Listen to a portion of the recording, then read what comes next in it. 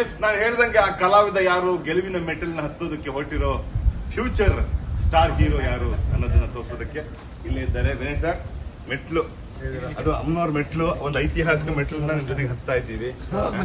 ಒಂದು ಪುರಾಣ ಪ್ರಸಿದ್ಧವಾದ ಒಂದು ದೇವಸ್ಥಾನನ ನೋಡ್ತಾ ಇದ್ದೀವಿ. ಮೊದಲೇದಾಗಿ ಸರ್, ಯಾವಾಗ್ಲೂ ಒಂದು ಸಿನಿಮಾ ರಿಲೀಸ್ ಆಗಿದ್ದ ಮುಂಚೆ ಅಪ್ಪು ಸರ್ ಈ ಮೆಟ್ಲನ್ನ ಹತ್ತಾ ಇದ್ರಂತೆ. ಯಾರಿಗೂ ಗೊತ್ತಾನೆ ಆಗ್ತಿದ್ದಿಲ್ಲ. ಬೆಳಗ್ಗೆ 6 ಗಂಟೆಗೆ ಬಂದು 7 ಗಂಟೆ ಒಳಗೆ ಮುಗಿಸಿ ಕೈ ಮುಕ್ಕೊಂಡು ಹೋಗೋದು, ಯಾರಿಗೂ ಗೊತ್ತಾಗ್ತಿದ್ದಿಲ್ಲ. ಅವ್ರಿಗೂ ಬಹಳ ಒಡನಾಟ ಇದ್ದ ದೇವಸ್ಥಾನ. ಮತ್ತು ನಿಮ್ಮ ಕುಟುಂಬಕ್ಕೂ ಕೂಡ ಚಾಮುಂಡಿ ಬೆಟ್ಟ, ಚಾಮುಂಡೇಶ್ವರಿ ಕೃಪೆ ತುಂಬಾನೇ ಹೆಚ್ಚಿದೆ. ಏನ್ ಹೇಳ್ತೀವಿ?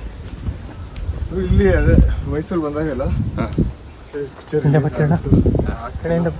ಸುಮ್ನೆ ಆದ್ರೂ ಸುಮ್ನೆ ಬಂದಿರ್ತೀವಿ. ಯಾವಾಗ ಮನ್ಸಾಗುತ್ತೆ ಅವಾಗ ಬಂದು ಚಾಮುಂಡಿ ಬೆಟ್ಟ ಹತ್ತೀವಿ.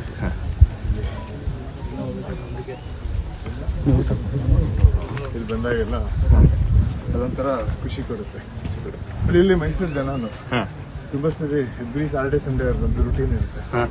ಸ್ಯಾಟರ್ಡೇ ಅಂದ್ರೆ ಬೆಟ್ಟ ಹತ್ಬೇಕು, ಅಲ್ಲೋಗಿ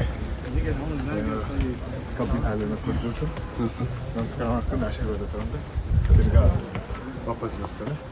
ಒಂಥರ ಸಖತ್ ಅಂತ ಬಾಡಿಗೆ, ಮೈಂಡ್ಗೆ ಅಂತ ಪೀಸ್ ಆಫ್ ಮೈಂಡ್ ಕೊಡುತ್ತೆ, ಖುಷಿ ಅನ್ಸುತ್ತೆ.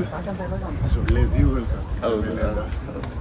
ನನಗೂ ತುಂಬಾ ಇಷ್ಟ ಮೆಟ್ಲುಗಳು ಅಲ್ವಾ.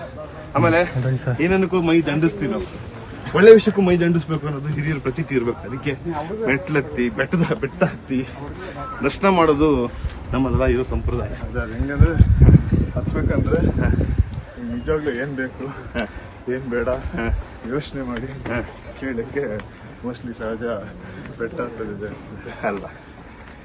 ನೀವು ನಿಮಗೆ ನೆನಪಿರಂಗೆ ಮೈಸೂರಿಗೆ ಮತ್ತು ಚಾಮುಂಡಿ ಬೆಟ್ಟಕ್ಕೆ ಯಾವಾಗಿಂದ ನಿಮ್ಗೆ ನೆನಪು? ಫಸ್ಟ್ ಟೈಮ್ ಇವಾಗ ಇಲ್ಲಿ ಬಂದಿದ್ದು, ಹಿಂಗ್ ಮೆಟ್ಲು ಹತ್ತಿದ್ದು ನೆನಪಿದ್ಯಾ?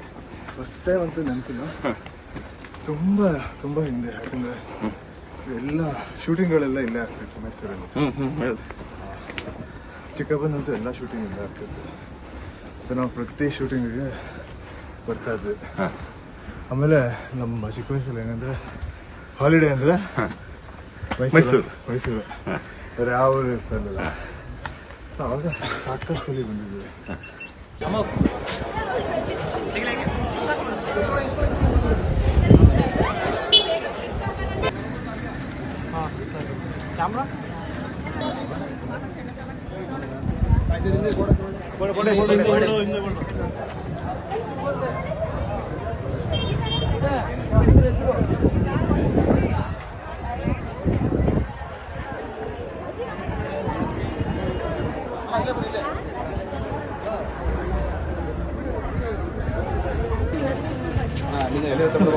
ಬಂದಾಗೆಲ್ಲ ಕುಡಿತೀರ ಅಂತ ಗೊತ್ತಲ್ಲ ಅವ್ರಿಗೆ.